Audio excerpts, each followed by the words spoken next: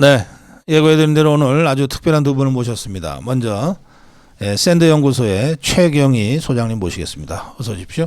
네, 안녕하십니까. 최경이라고 합니다. 네, 마이크 좀 앞으로 당겨주세요. 예. 샌드 연구소가 어떤 데죠? 사단법인 샌드 연구소는 강화문에 있고요. 그리고 설립은 2017년에 했습니다. 하고 있는 일은 딱 세 가지거든요. 동북아 국제 포럼을 하고 매월 북한 정세 분석을 하는데 이제 숲을 보면서 나무 얘기하자는 취지로 이렇게 두 가지를 하고, 그리고 세 번째는 그 영문으로 뉴스레터를 발행해서 182개 국가에 이렇게 발행하고 있습니다. 알겠습니다. 예, 오랜만에 장원재 박사 모시겠습니다. 네, 어서 안녕하십니까. 오십시오. 예, 그거 좀 가까이 좀. 네, 가까이. 베나 TV 다시 하세요? 베나TV 계속 하고 있죠. 아니 그 누구 저 따님한테 맡겼던 거 아닌가?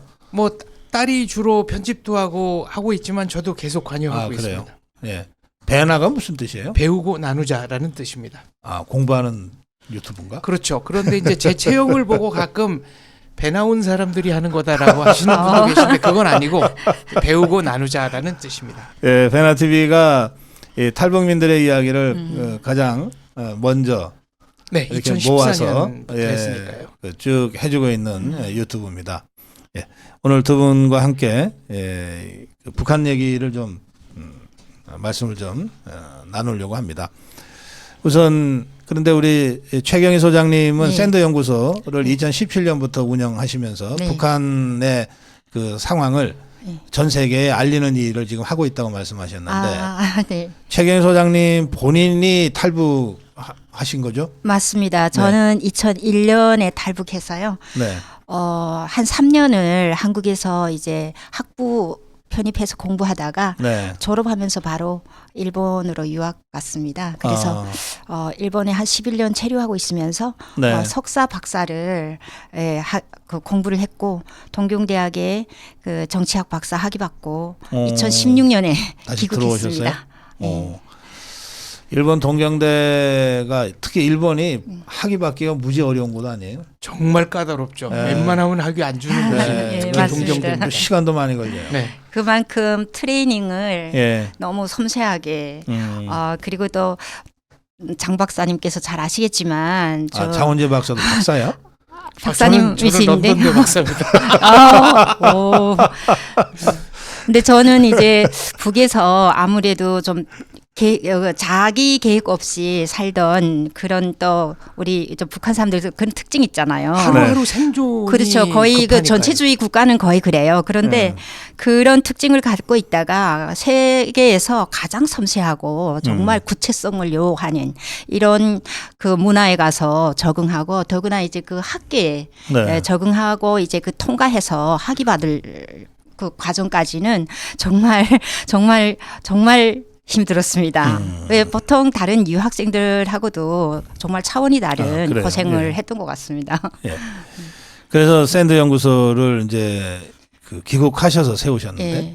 보통 탈북하신 분들이 이렇게 정착해서 사는 게 쉽지가 않으니까 예. 뭐 특히 일본 같은 데서 10년간을 공부를 한다고 결심하시는 게 쉽지 않았을 것 같은데요. 맞습니다.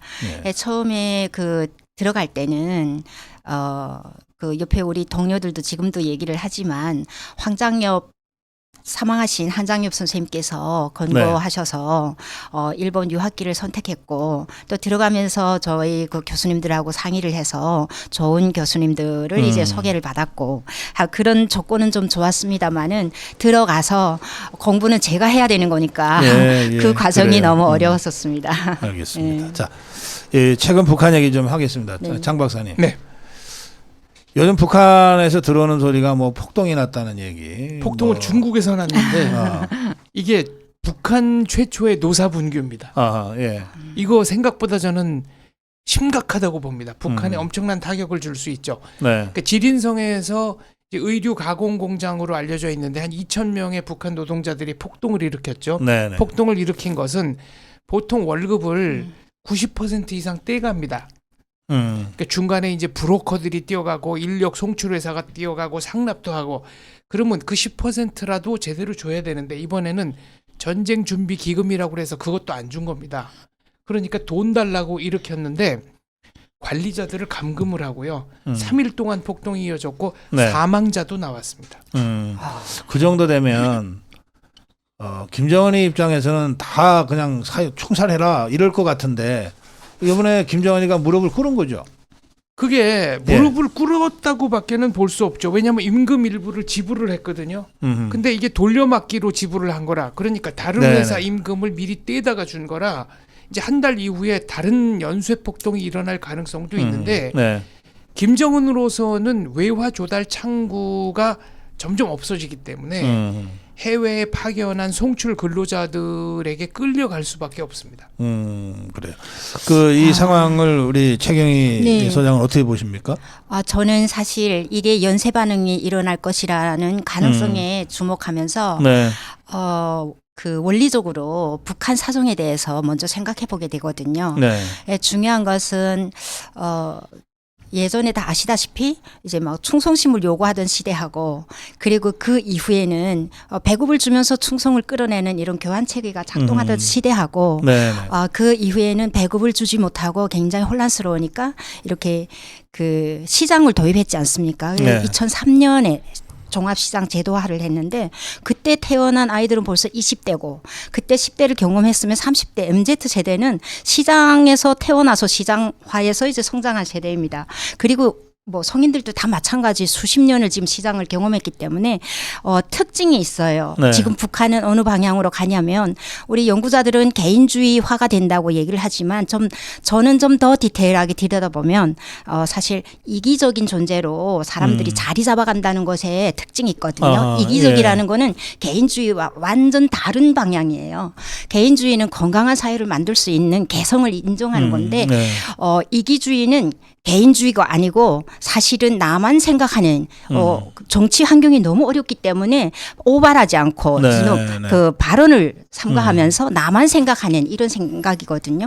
체면이 밥 먹여주냐. 그렇죠. 그런데 중요한 거는 이런 이기적인 사람들인데다가 또 두 번째는 해외 나갈 때 그 면접을 여러 과정을 통해서 면접 보고 선발되는데 이 사람들은 예전과 다릅니다. 많은 돈을 들여가지고 면접 보고 고비고비마다 돈이 들어가요. 아하. 그렇다면 이제 집에서 가진 돈이랑 다 긁어 모아서 가족에 그뿐이 아니고 이제 해외 나가면 돈 벌기 때문에 좀 빌려가지고 그래서 성분 같은 건 안 봐요? 지금 요즘은 성분보다는 돈이 우선이라고 하는 돈 많이 갖고 오는 사람한테 그렇죠. 해외 나가서 돈 벌 기회를 맞습니다. 줍니까? 그런데 해외 나가서 지금 돈 벌어서 저축을 못 했거든요. 왜 축적을 못한 상태에서 국가에서 어떤 사람은 들어오라, 어떤 사람은 그냥 연기하라.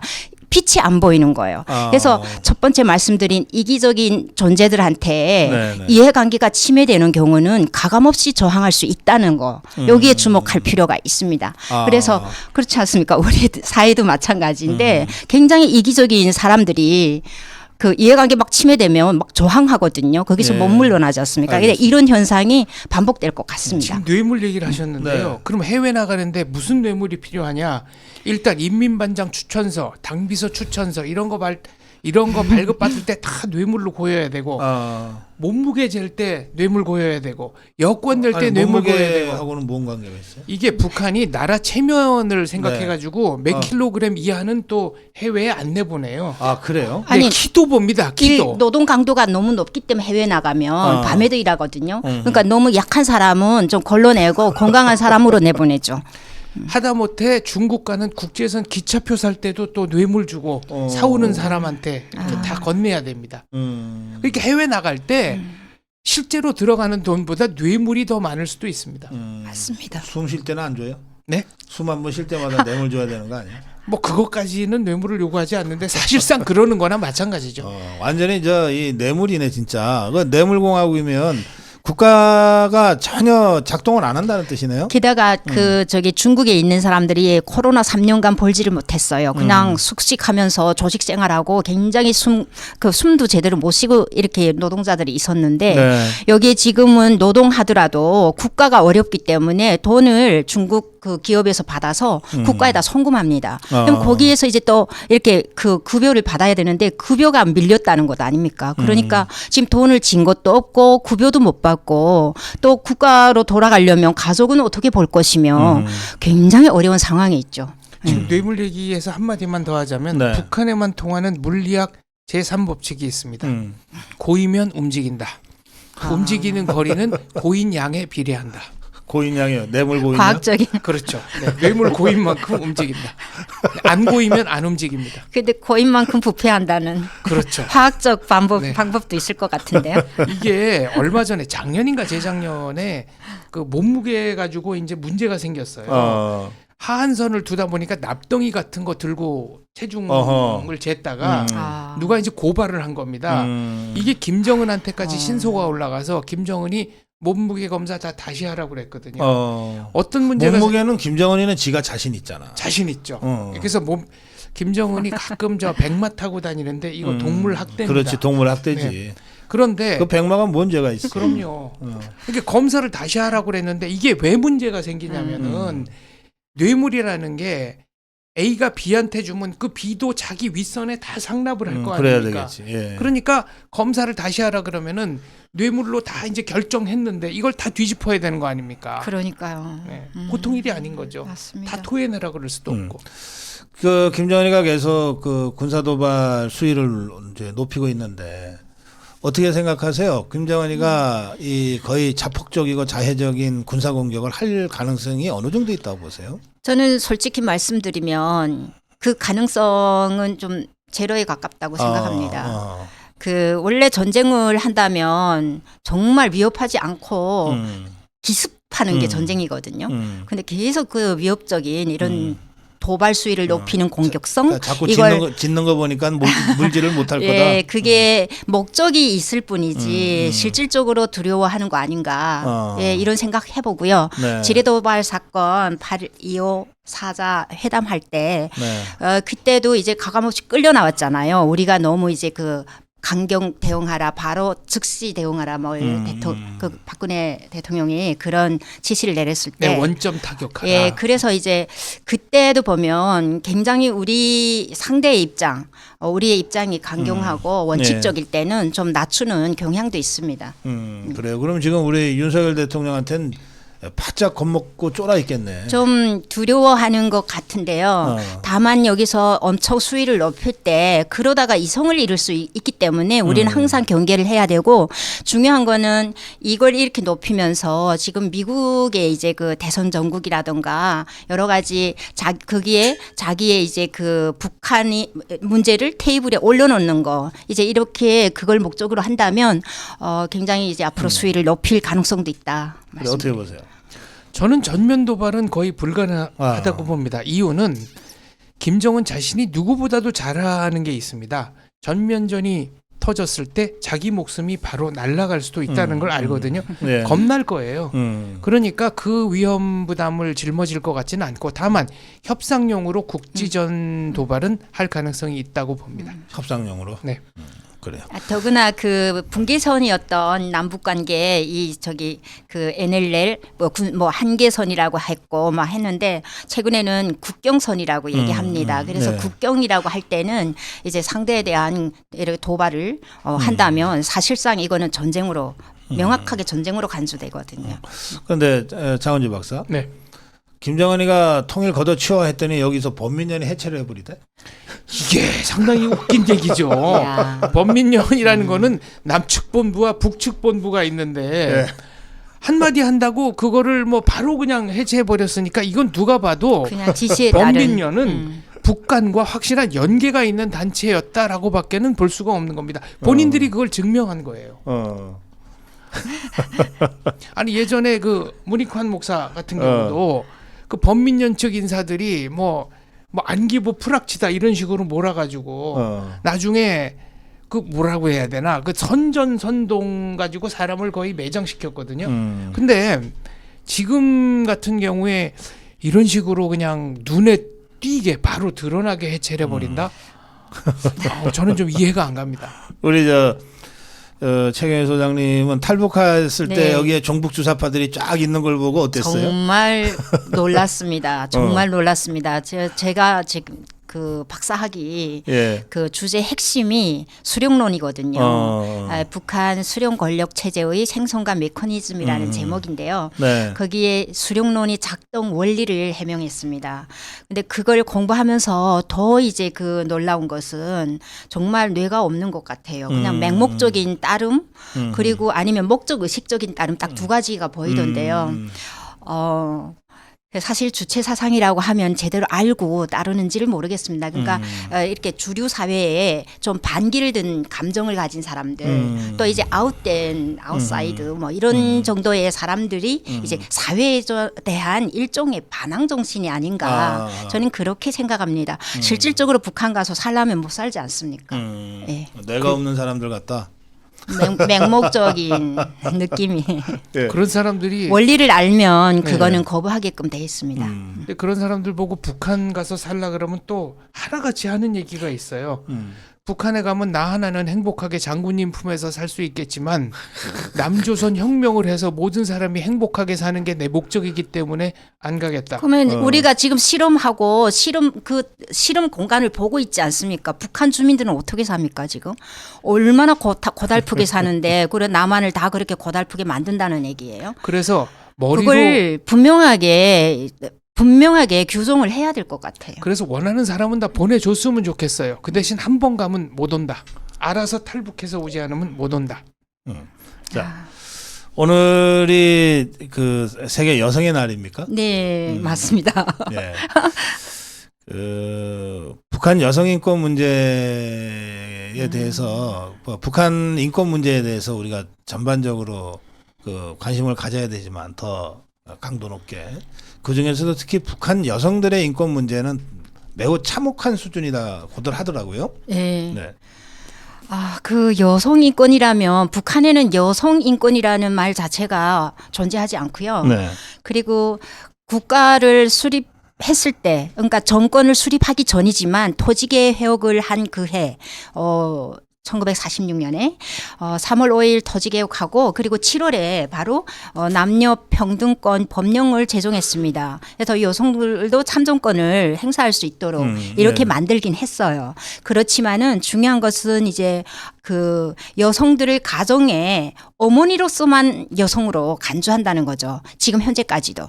그 여성이라고 할 때는 어머니가 아닌 독신 여성도 있을 수 있고 그리고 결혼하기 이전에 여성도 있을 수 있는데 그 여성관이 꼭 어머니로서만 여성을 지금 부각시키고 있는 중이고요. 그 김정은 시대에 들어와서 굉장히 이제 어머니한테 지금 포커스를 맞추고 있습니다. 근데 이 어머니라는 존재는 어느 사회를 막론하고 이제 가족과 사회를 이어주는 매개체 역할을 하기 때문에 네. 그만큼 사회가 혼란스럽고 지금 굉장히 붕괴되고 있는 특히 가족의 해체 많이 되고 있는 이런 상황이기 때문에 어머니들께 이제 관심을 굉장히 많이 가지고 있습니다. 근데 그리고 또 한편으로 보면은 시장이 이렇게 장기화되면서 여성들이 나가서 이제 시장에서 활동 많이 하고 가족을 먹이 살리고 하다 보니까 사실 여성의 역할이 굉장히 신장됐거든요. 그리고 북한 안에는 이제 여성 수가 굉장히 많습니다. 남성 인구보다. 그래서 그 여성의 포커스를 맞춘 것이 어쩌면은 그 인사 등용이라든가 뭐 김여정도 나와서 이제 여성으로서 이렇게 보여주는 부분이 있고 그다음에 최선희 외무상을 발탁했을 때도 그런 부분들이 있고 최근에는 이제 그 리설주도 나왔지만 사실 그 딸 김주애도 이렇게 등장해서 김정은 주변에 여성들이 굉장히 많이 맹활약하는 이런 모습들을 보여주고 있습니다. 하지만은 실질적으로 은밀하게 그 여성의 인권이 굉장히 침해되고 있는데 아까 말씀드렸듯이 여성은 아이를 낳는 존재 이것에 초점 맞추고 보고 있다는 그 시각은 굉장히 심각한 현상이라고 보여지고요. 특히 이제 북한에서 이제 탈북한 여성들이 뭐 네. 인신매매로 이제 막 팔려가거나 막 이렇게 하지 않습니까? 근데 그 여성들을 다시 붙잡아다가 북한에 와서 이제 이렇게 치조를 하는데 거기에서 중국 아이를 임신하거나 이런 여성들에게는 다시 그 낙태를 시키거나 그러니까 사람이 생명을 그냥 마음대로 이제 조작하는 뿐만 아니라 여성이라는 인식 자체가 그게 동등하게 인간이라는 인식에서 좀 많이 벗어나는 것 같다는 생각이 들거든요. 예. 북한은 아직도 가부장적 사회라 가정폭력이 일상인 사회입니다. 그리고 가사노동은 거의 여성이 해야 된다 이렇게 네. 이제 많은 사람들이 인식하는데 북한은 전기랑 수도가 제대로 안 들어오는 사회입니다. 네. 당장 냉장고, 세탁기, 가스쿠커, 진공청소기가 없다고 생각해 보십시오. 가사노동량이 대한민국 여성의 10배는 넘지 않을까요? 그거를 다 많죠. 하면서 장마당에 나가서 가족들 먹여 살려야 되고 근데 사회적 대우는 없고 성적 착취 이런 것도 뭐 어마무시하고 성폭력이라는 개념이 없죠. 예. 그런데 김주애인가? 네. 그 10살이에요? 8살이에요? 지금 10살이에요? 11살. 네. 하여튼 뭐 그런 애를 계속 데리고 다니면서 얼마 전부터 우리 정보기관도 이게 김주애가 후계자 수업을 받고 있을 가능성이 있다는 식으로 조금 입장이 변화가 있던데 지금 두 분이 말씀하신 거라고 하면 무슨 김주애 같은 그 여자애가 뭘 후계자가 되겠냐 싶기도 한데 어떻게 전망하세요? 제가 보기에는 그 김주애가 등장한 것에 대해서 우리가 그 새로운 사람 등장하면 거기에만 집중하고 있는데 네. 그것보다 김정은이 무엇이 필요해서 김주애를 등장시켰는지를 보는 게 훨씬 중요하다고 생각합니다. 그래서 그 이제 말씀의 연장선이지만은 김주애 등장은 여러 가지 의미를 낳고 있어요. 예를 들어 권력에 이제 백이 필요하다면 그렇죠. 정신 권력이면서 독재지 않습니까? 근데 백이 필요한데 인민들이 생각은 계속 바뀌고 있어. 이러면 100이 아니라 뭐 60이나 70에서 머무른단 말이죠. 그러면 나머지 30이라도 채워야 되기 때문에 보완적 권력으로서 이렇게 필요할 수도 있습니다. 그래서 저는 그런 관점에서 보고 있고요. 그리고 중요한 거는 이제 김주애가 등장함으로 해서 여성도 활약하고 열심히 하면은 이런 거다 하고 보여줄 수 있고 네. 근데 여성의 지위가 많이 바뀌었다고 제가 말씀드렸습니다. 그래서 가정에서도 남편하고 부부가 같이 이렇게 결정하는 일들이 사례가 굉장히 많아지고 여성도 이제 결정권을 사회에서 그래요? 가지고 이런 활동하거든요. 그래서 그 여성들을 독려하기 위한 것도 있고 그다음에 더 중요한 거는 시장화 상태에서 태어난 아이들 지금 뭐 사상이 뭔지를 모르거든요. 그래서 그런 것들을 또 이제 미래를 계약할 수 있는 이런 기대치를 심어주는데도 의미가 있고 이게 아직까지는 독재자의 입장에서는 사실 당 국가 군 모두가 이제 수단이지 않습니까? 시대에 따라서 우선순위가 바뀌었듯이 사람이 등장해도 그것 역시 이제 아직은 필요성에 의한 수단이 아닐까 이렇게 생각합니다. 예. 저는 김주애가 만약에 후계자가 된다고 그러면 넘어야 될 산이 굉장히 많다고 생각합니다. 과연 그 가부장적인 북한 사회에서 어린 여자아이가 끝까지 갈 수 있을까요? 저는 좀 부정적으로 봅니다. 그래요? 거기 뭐 김정은이가 얘다 그러면 되는 거 아니에요? 그게 이것저것 다 떠나서 그냥 김정은이가 얘야 그러면 뭐 아니라고 그러면은 총살 당할 텐데. 그 얘라고 하면은 얘가 되도록 논리 구조를 또 만들어서 쇠뇌시키니까 가능하겠죠. 저는 김주애 후계 가능성이 매우 높다고 봐요. 그러니까 김정은이가 후계를 남기고 죽을지 어떨지까지가 불투명하니까 후계 논의가 너무 앞서가는 얘기라고는 보는데 저는 김정은이가 죽기 전에 어떤 형태로든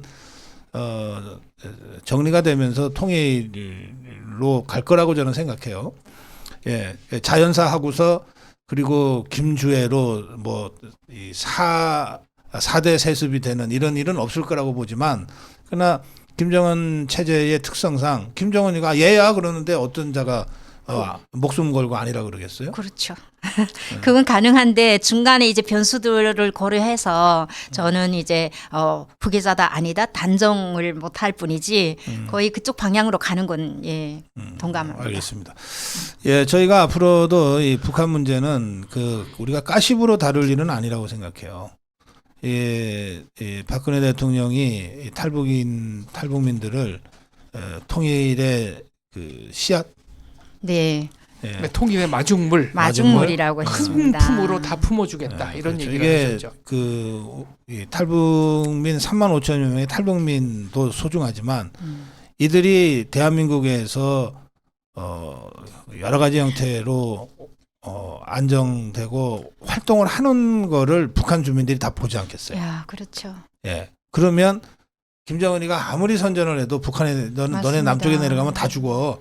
아무리 선전을 해도 탈북한 내 친구가 저기서 저렇게 활동하고 있는 거를 보는 것 이상으로 좋은 그 홍보가 어디 있겠어요? 그렇죠. 그렇죠. 그래서 뭐 요새 문화사상 배격법 그래서 네. 대한민국에서 생성된 모든 콘텐츠를 막지 않습니까? 네. 그게 공중파뿐 아니라 유튜브 콘텐츠도 해당이 되거든요. 근데 북한 주민들은 이 문화사상 배격법을 돌려까기를 합니다. 자기들끼리는 오빠 금지법이라고 부릅니다. 그러니까 남조선 말투, 오빠, 자기야 이런 거 쓰면 잡혀간다는 뜻으로 젊은 세대는 그렇게 이제 은어처럼 부르는 거죠. 그래요. 네네. 하여튼 그래서 저희가 앞으로도 우리 이 탈북민이나 또는 이 북한 관련해서 실제로 북한이 지금 어떻게 변화되고 있는지, 북한 주민들이 어떤 생활을 하고 있는지를 여러분께 계속 전해드리는 그런 시간을 좀 가급적 많이 가지려고 합니다. 오늘 두 분 말씀 아주 도움이 많이 됐습니다. 마무리 한 말씀씩 듣겠습니다. 최경희 네. 소장님. 아유, 감사합니다. 네. 여러분, 그 탈북민들은 북한 체제의 가장 그 아픈 부분이고, 그리고 북한 체제가 인식하는 가장 약한 고리입니다. 그리고 또 김정은이 가장 두려워하는 존재입니다. 그것이 보여줬던 것들은 이제 2020년 총선이 있었고 거기에 국회의원 헌법기관 두 개의 헌법기관이 배출됐고 그래서 2022년에 이제 탈북민들이 또 삐라를 뿌렸다고 해서 엄청나게 반발을 하고 6월부터 이제 새 국회가 시작되는 그 시점에서 남북 연락 사무소도 폭발하고 엄청나게 북한이 신경전 했던 적이 있습니다. 그래서 탈북민들이 사실 이 사회에 자리를 잘 잡아야 통일의 이제 그 마중물이나 또 이제 그 충격을 완화할 수 있는 완화의 기능을 수행할 수가 있습니다. 좀 관심 가지고 좀 잘 이끌어 주시고 이렇게 함께 고민하는 시간을 가지면 좋겠고요.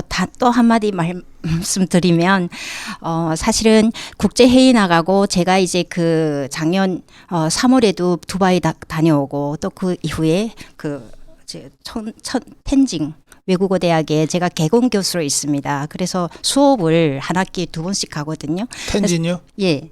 텐진이면 중국. 예.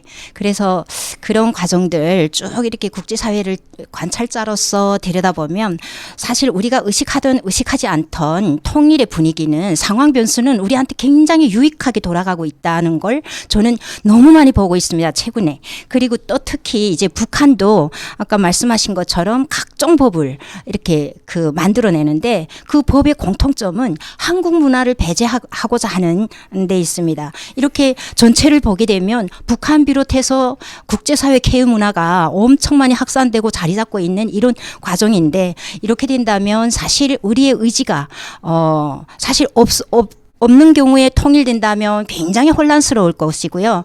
그리고 우리의 의지가 있어서 그것을 준비해서 언제든지 끌어안을 준비를 한다면 그것은 곧 우리의 분단의 소모 비용보다는 훨씬 투자 비용으로 돌렸을 때 대한민국 통일이 안정화되고 도움이 많이 될 것이라고 생각합니다. 이런 말씀 드릴 기회를 주셔서 진심으로 감사드립니다. 고맙습니다. 우리 장원주 박사도 한 말씀 하시죠. 네, 김정은이 러시아에 포탄을 수출해서 지금 반짝 경기, 북한 내부의 상황이 좀 좋아진 것 같습니다. 근데 북한 주민 입장에서 잠깐 반짝 경기였다가 다시 고난의 행군이 되면 이거 뒷감당이 될까 의문입니다. 북한이 수출한 무기에 대해서 러시아 군인들, 일선 군인들은 불량률이 너무 높다고 지금 불만이 상당히 높거든요. 아까 김정은 자연사 얘기하셨잖아요. 김정은의 자연사 확률을 높이는 길은 제가 볼 때 딱 하나밖에 없습니다. 탈북하셔야 됩니다. 탈북해서 우리 정부의 보호를 받으셔야 되는데 진지하게 고민하시기 바랍니다. 김정은이가 탈북해서 우리 정부의 보호를 받아야 자연사 할 수 있다.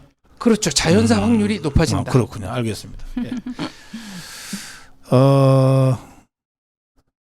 오늘 제가는 장원재 박사가 진짜 박사인 거를 알았습니다. 원래 연애 박사, 냉면 박사 뭐 이렇게 박사 사칭하시는 분들이 많습니다. 예, 오늘 두 분과 함께했습니다. 예, 샌드 연구소 남북 발전이란 뜻입니다. 남과 북이 함께 발전하는 샌드 연구소의 최경희 소장님 그리고 오랜만에 여러분께 인사드린 장원재 박사 함께했습니다. 고맙습니다. 네, 감사합니다.